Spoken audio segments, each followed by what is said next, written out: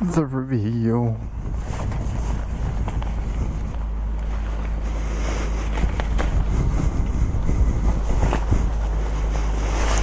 I understand why it gets fucking wet, even though it's supposed to be a waterproof cover. What's so waterproof about it?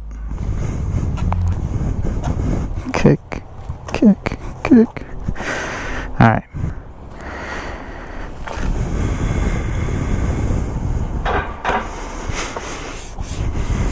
It's even worse though if you don't have a cover on.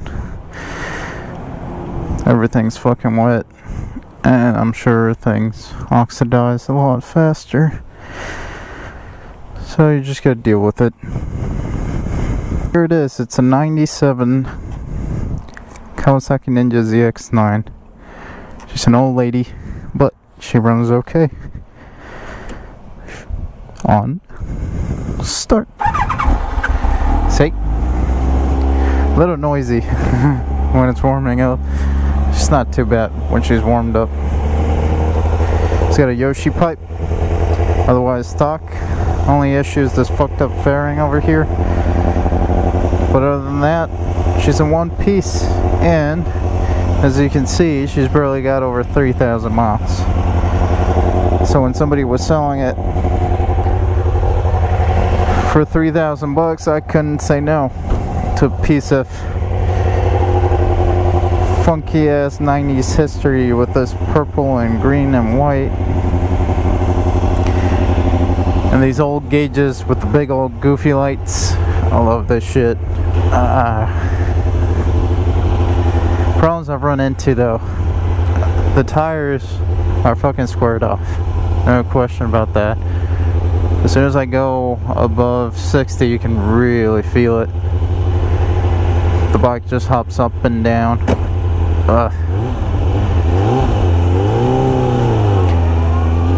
And then I don't want to think it is. I really don't want it to be, but I think it is. The suspension's blown.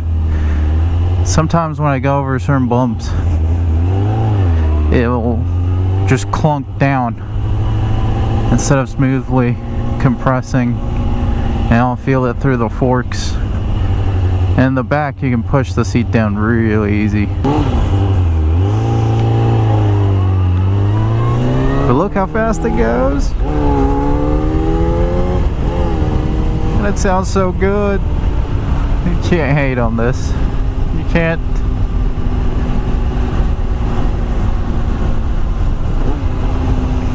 And it sounds so good. Can't really show acceleration here because the speed limit is 40, so sorry about that. Plus there's a school coming up. I'm sure Puppos would love to give me a ticket.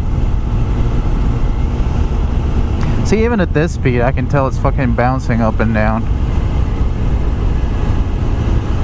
The bike technically has been sitting a lot, so I'm gonna go ahead and guess that there's no way it is not. Oh, cruise control, nice. I'm gonna guess there's no way that it is anything other than cupped or flat tires or whatever. I definitely have to change the oil. It's to the right level. It looks like it was changed, but just to be safe, it's cheap insurance. Then the other thing I want to do, probably brake lines. I mean, I'm sure that something with these big of brakes, because it's got the dual rotors and 3 piston calipers, that it should stop without me having to squeeze the front so much. I mean, if I squeeze it hard enough, it stops fast, but I don't think that's the way it's supposed to be. Maybe change the brake lines.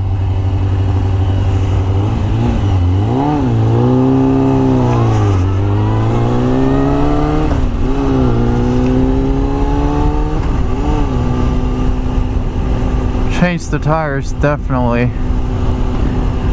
Which thankfully there's a cycle gear special on some Contis that you can get the front of the rear for 160 bucks. I've been looking all around, and I don't really need high grip sport tires because we don't have that many turns, so any sport touring might work, and those tires seem to be actually pretty good for what I need them to be. They got good reviews. Since I didn't really own the bike I had before, the Ninja 300, when I bought this thing I used up savings, and now my cushion is non-existing.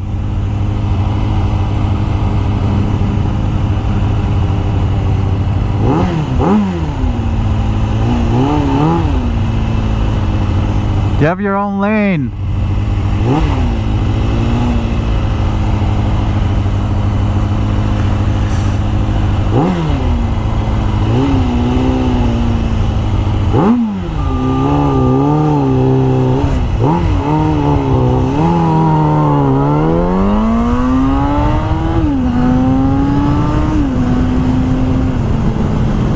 Fucking dumbass. Why is there so many people that are not willing to go into an intersection unless all the lanes are clear?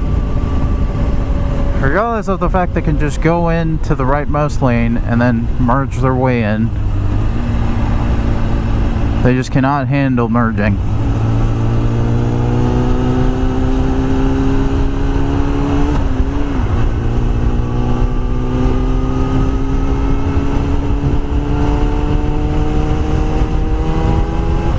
Nope.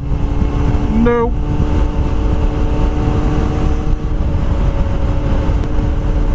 The scooter guy. It's funny, he goes on the leftmost part of the road.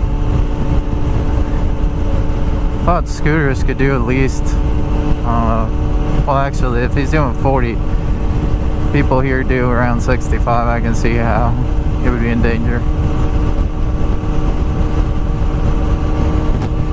Lately I've been seeing so many Ruckuses.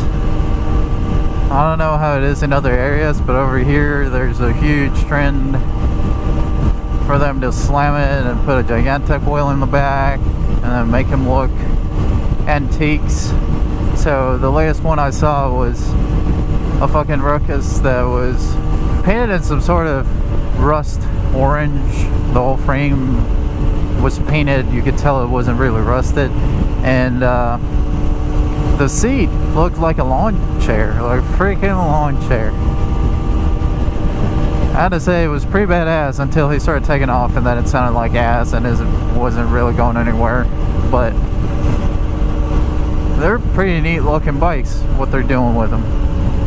They just translate all of that into Groms. People started doing that with Honda Groms, I guess, if they got cheap enough.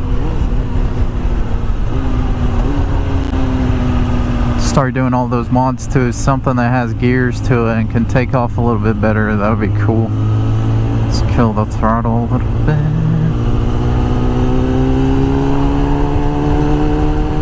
Hopefully it doesn't die on me when we come to a stop. I haven't figured out just how fast I can take off the choke so it can idle properly. I've noticed that if I do it while I'm standing, usually it just kills the bike. See, it's barely making it, and it still has some choke.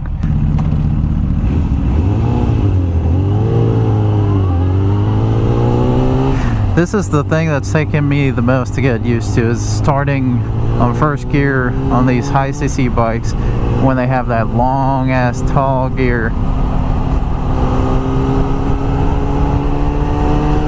Because you can't really just let the clutch out and let it coast like I could on the other bike, because it'll stall. You have to ride the clutch a little bit. Maybe when it was new and it had a bunch of torque down low because the carbs were perfectly working, then maybe then you could do it, but not now.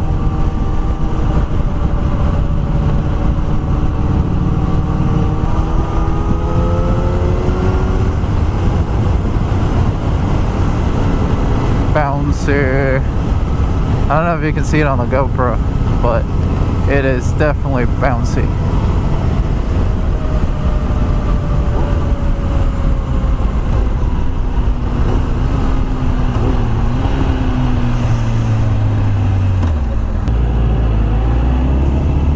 Manufactured 2012, so 3 years ain't bad on tires.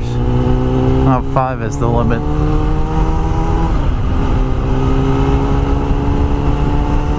And if they had the little stringy bits at the ends, I'm sure that it would still have them, because they just look brand new.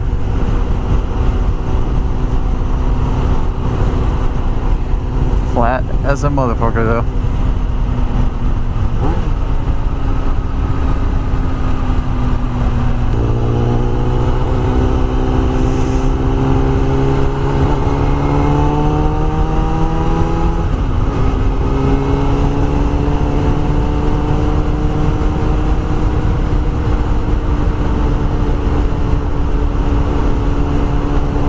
A buddy of mine, we went on a ride on Saturday. He was behind me on the highway while I was doing 90. He was saying the bike was literally taken off the ground for a fraction of a second, as far as he could tell. The tires are so fucking flat that as you're going down the highway, this bike is just bouncing off.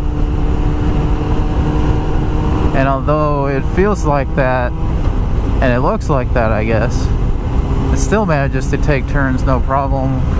I haven't felt any weirdness even while it's bouncing, so I cannot wait to put the right tires on this thing. None fucked up tires. I bet you it's gonna be a sweetheart.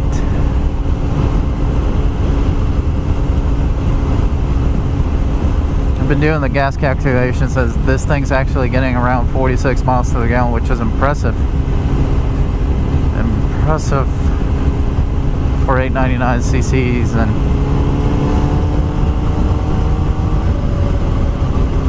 an old bike.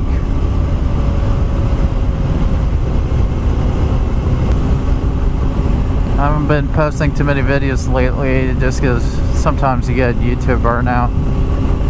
Even badly chopping up videos like I do takes enough time because you gotta wait on YouTube to convert your video, and you have to cut out boring bits, although I haven't gotten very good at that and my videos run too long, so I haven't felt like doing it lately. I'll keep up with it. So thank you all, and thanks to the few subscribers I managed to get. I appreciate every one of you. Hope you guys enjoy the next set of videos that I'll have on this bike, probably maintenance related and just little rides around.